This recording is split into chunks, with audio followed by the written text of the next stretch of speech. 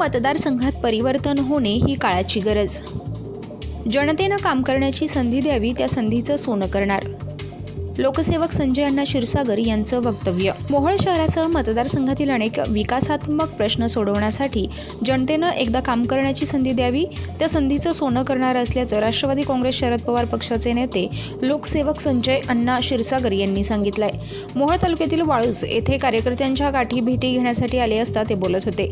यावेळी कार्यकर्त्यांकडून या भागातील अनेक प्रश्न अडचणी संजय क्षीरसागर यांनी जाणून घेतल्या।